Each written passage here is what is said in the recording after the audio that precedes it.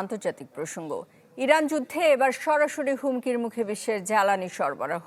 তেহরানের বিপ্লবী গার্ড জানিয়েছে হামলা থামলে তবেই খুলবে তেলের পথ। আর হরমুজ প্রণালী বন্ধ হলে 20 গুণ শক্তিতে পাল্টা আঘাতের প্রতিশ্রুতি দিয়েছেন ট্রাম্প। ইতিমধ্যে বিশ্ববাজারে তেলের দামের রেকর্ড উত্থান পতন। তেহরানের শোধনাগারে হামলা, বৈরুতে ইসরায়েলি আক্রমণ, তুরস্কের আকাশে ইরানি ক্ষেপণাস্ত্র ভূপাতিত। যুদ্ধ কবে কিভাবে শেষ হবে সেটা নিয়ে দুপক্ষের বিরোধ এখন তীব্র।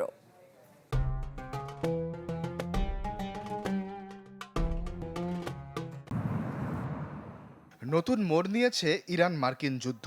তেহরানের বিপ্লবী গার্ড হুঁশিয়ারি দিয়েছে, মার্কিন ও ইসরায়েলি হামলা অব্যাহত থাকলে মধ্যপ্রাচ্য থেকে 1 লিটার তেলও যেতে দেয়া হবে না। পাল্টা জবাবে প্রেসিডেন্ট ডোনাল্ড ট্রাম্প হরমুজ প্রণালী অবরোধের চেষ্টা হলে ইরানে এখনকার চেয়ে 20 গুণ বেশি শক্তিতে আঘাত করার হুমকি দিয়েছেন। এই হরমুজ প্রণালী দিয়েই বিশ্বের মোট তেল সরবরাহের 1/5 পরিবহন হয়। যুদ্ধ শুরুর পর থেকে প্রণালীটি কার্যত অচল হয়ে পড়েছে। 1 সপ্তাহেরও বেশি সময় ধরে কোনো ট্যাঙ্কার চলাচল করতে পারছে না। এর প্রভাব পড়েছে বৈশ্বিক বাজারে। 2020 সালের পর সর্বোচ্চ উঠে 29% বৃদ্ধি পায়।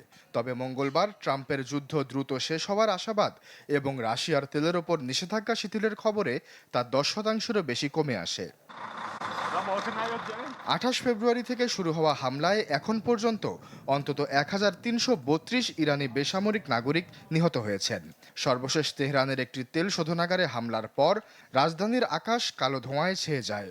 বিশ্ব স্বাস্থ্য সংস্থা সতর্ক করেছে, এই আগুন খাদ্য, পানি ও বায়ু দূষণের ঝুঁকি তৈরি করেছে। ইসরায়েল ইরানের কেন্দ্রীয় অঞ্চলে নতুন হামলার পাশাপাশি লেবাননের রাজধানী বৈরুতেও আঘাত এনেছে। এদিকে তুরস্ক বলছে, ন্যাটোর আকাশ প্রতিরক্ষা ব্যবস্থা ইরান থেকে ছোঁড়া একটি ব্যালিস্টিক ক্ষেপণাস্ত্র ভূপাতিত করেছে, যা তুরস্কের আকাশসীমায় প্রবেশ করেছিল। যুদ্ধের পরিসমাপ্তি কে নির্ধারণ করবে তা নিয়েও দুই পক্ষের মধ্যে স্পষ্ট বিরোধ। আইআরজিসির মুখপাত্র বলছেন, যুদ্ধের সমাপ্তি ঠিক করবে ইরানই। অন্যদিকে ট্রাম্পের দাবি, যুদ্ধ তার নির্ধারিত 4 সপ্তাহের আগেই শেষ হবে। তবে বিজয়ের সংজ্ঞা তিনি এখনো স্পষ্ট করেননি।